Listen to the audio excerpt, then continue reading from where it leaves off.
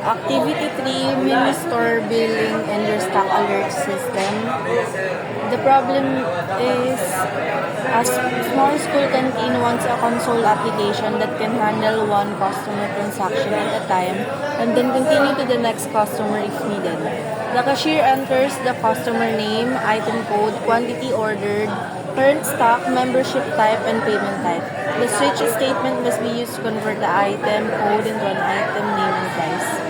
The program must use while loops to reject invalid codes, zero or negative quantities, and orders that are greater than the current stock.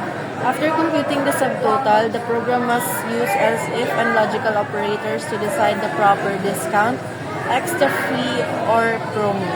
For example, members may receive a discount, large orders may get a different discount tier, and certain payment types may add a service charge or remove one. The program must also decide whether the remaining stock is safe, low, or critical.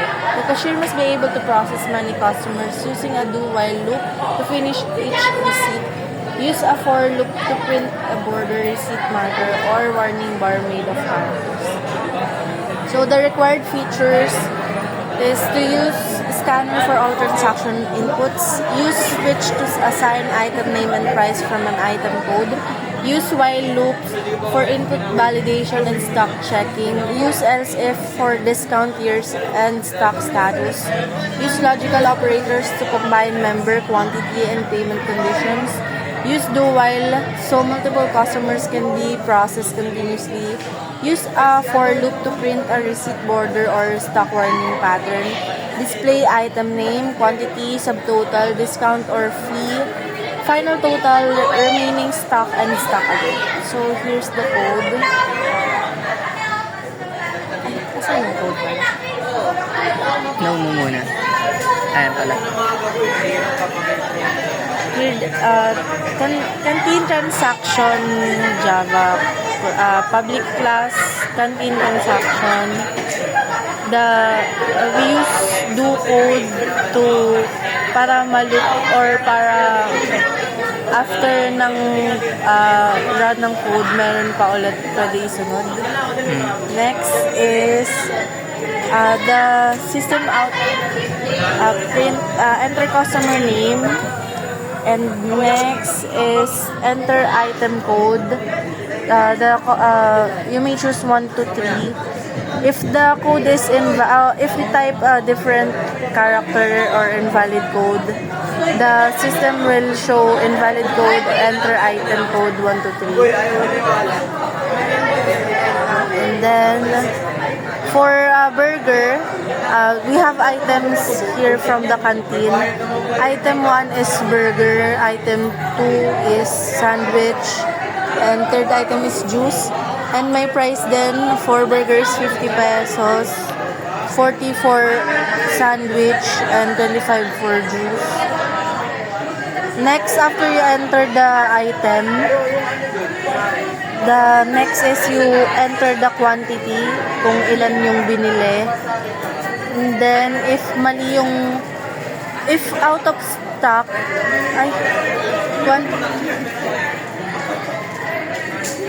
pag mali yung item, or Kapag kailangan for a positive yung i-input ng user. Bawal negative. Bawal negative. Pag negative, Mag-uulit lang siya. Uulit lang siya. Tapos next is enter current stocks, and then order seed stocks, enter new stock ang lalabas. Pag mas marami yung quantity kesa sa stock.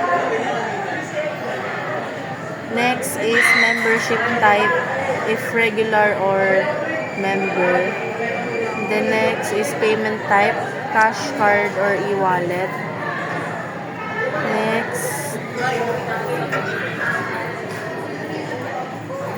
magmumultiply yung quantity sa price, tapos maglalagay din ng discount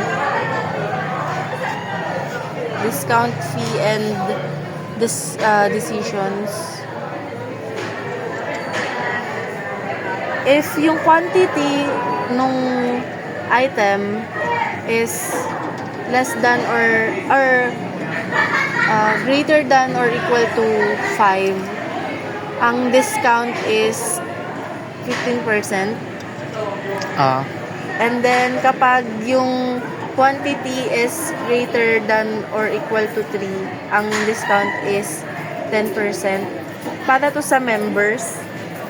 And then, pag member ka na talaga, 5% automatic yung discount. And then, for payment fee rules, pag card, multiplied by 0.03. bali meron 3%. 3%. Pag Discount. e-wallet naman, walang discount. Mm. And then, pag yung stock naman is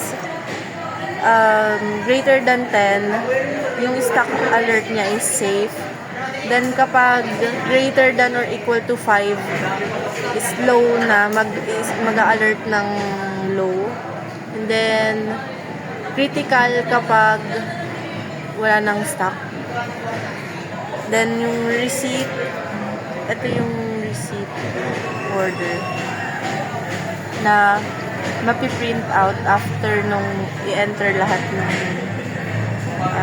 hinihingin values. Then yun na, program ended. Tapos ito na yung paano mag-run yung code. Show mo muna. Yan. Tapos, yung name.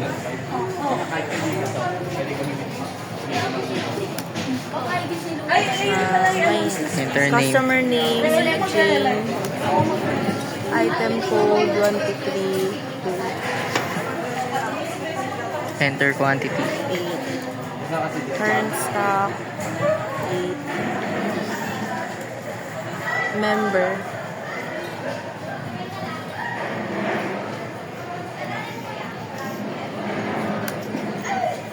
Payment type. card.